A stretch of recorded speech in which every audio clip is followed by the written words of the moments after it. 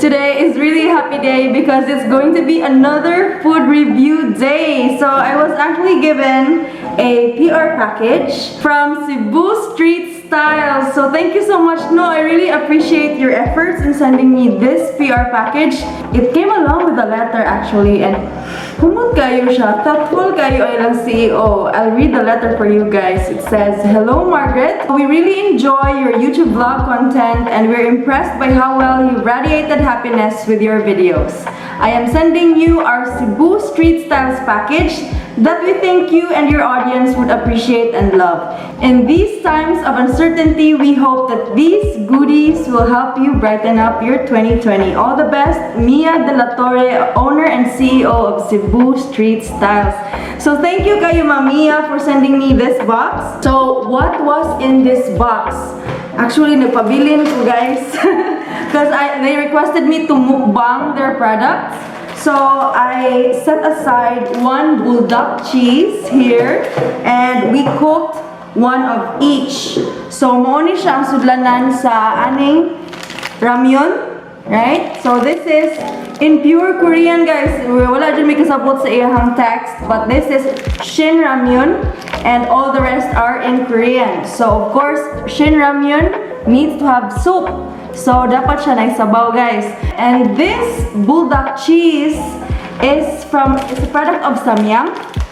And it's hot chicken flavor ramen. So, it's like pancit canton. It has to be dried. It has to be stir-fried. So, mauni siya, guys, ang uga. So, right now, I'll be testing both. Of course, with their product na Cebu Street Styles Kimchi. And I heard from my friend Michelle that they're selling one of the best kimchis here in Cebu. So we'll try that out today. And also along with the package is this mild Ssamjang. It's a Korean traditional and it's original seasoned soybean paste. So in case you want to eat your ramen with Ssamjang, they also have it available in their store.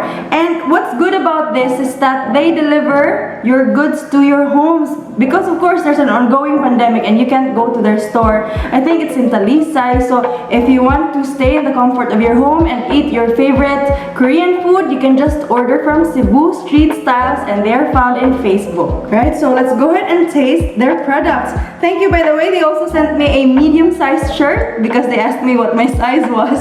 Thank you so much. This is their shirt, by the way, and it really looks good on me. Charing lang. Alright, so let's go ahead and taste the appetizer first. Of course, the famous Korean kimchi is a very famous appetizer. Lamig kayo siya. Kilawon ko ni usahay, guys. And if you didn't know, kimchi is very good in detoxifying and cleansing your tummy. So if ganahan mo i-cleanse in yung tummy, you can have this with your meals.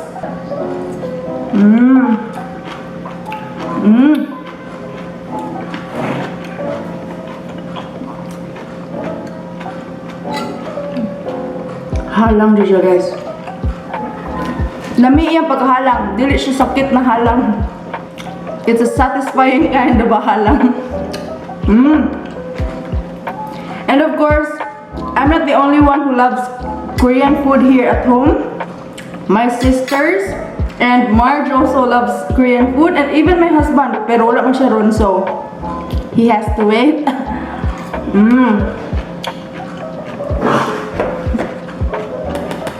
Let's go ahead and try the Buldak cheese. So, unlike the local noodles, guys, you need to cook Korean noodles a bit longer because it's thicker than our local noodles.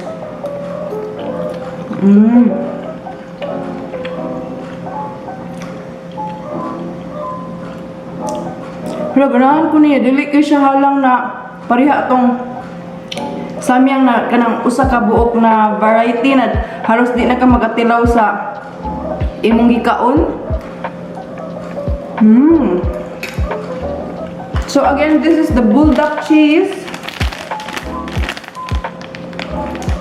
And this is the hot chicken flavor ramen. So this is a stir-fried instant noodle and you don't need soup. Dali kay ko namuha. I have water here, but if it's spicy food, they recommend milk in case ganahan mo mawa dayon ayang kahang. Oh my, it's really spicy. Let's try their ramyun. So guys, dali ra siya motuhop. You need to make sure after you cook it, paspason ninyo siya kaon kay dali siya motuhop sa iyang noodles ang iyang sabaw.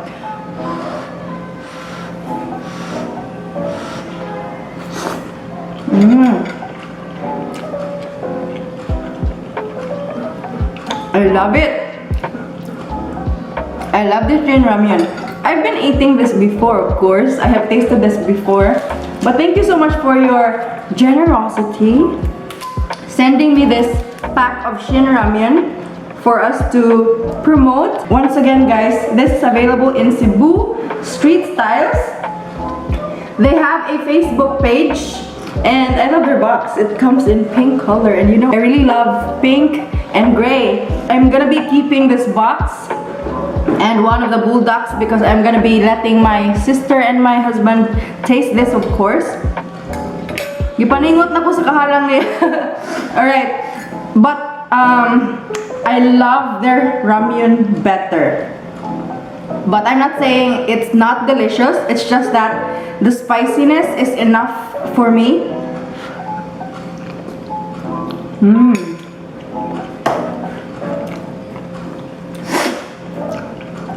Wow. Let's go ahead and taste their mild Ssamjang. Puwa na kayo guys. Grabe. This is still Ssamjang. Okay? So this is still spicy. The red variant, the ×2, is super spicy, but this is makaya-kaya ra nimo. So if hilig ka og halang pero kanang di ka ganahan og kanang sobra ka halang na halos di na nimo matilawan ang food, you can try this Buldak cheese na variant of this Ssamjang noodle. Once again, available at Cebu Street Styles. Okay, let's go ahead and taste the mild Ssamjang. So this is how it looks like. Medyo hayag gayo akong suga dire.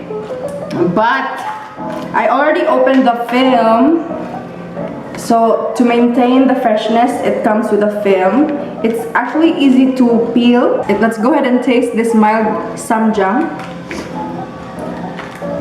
So if hilig mo samgyupsal, kumplito dyan na guys. Naadyo na siya side dish, naadyo na siya mga special sauces, then their meat. Then they also have ramen. Muna siya guys. So if mga on ganit mo mga Japanese, Korean, they have a lot of side dishes available. I really think this is perfect when cold. I did not refrigerate this, by the way. I just placed it in the box. So yeah, I would like to recommend if you buy this mild Ssamjang, make sure you place it in your refrigerator. So if you want to eat Korean food in the convenience and comfort of your own home, don't forget to message Cebu Street Styles para maka-order mo sa mga lamian nilang Korean food products.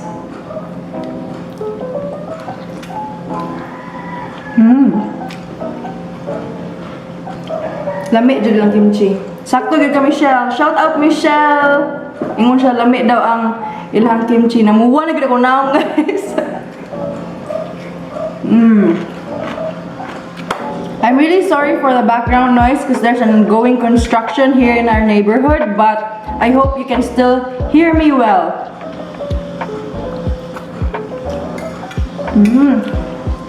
Giganahan din kumaayos ilang Shin ramyun.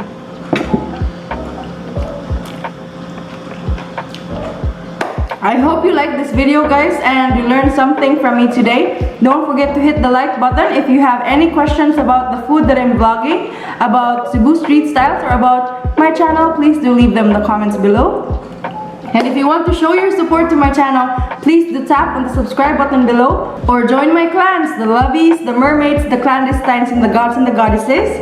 Okay, so if you're new here, na ako'y membership available. And please don't forget to tap on the notification bell so that you will be aware of new uploads. And thank you once again, Cebu Street Styles, for sending me all of these. Merry Christmas to you guys, and God bless you always. Bye, lovies! Take care!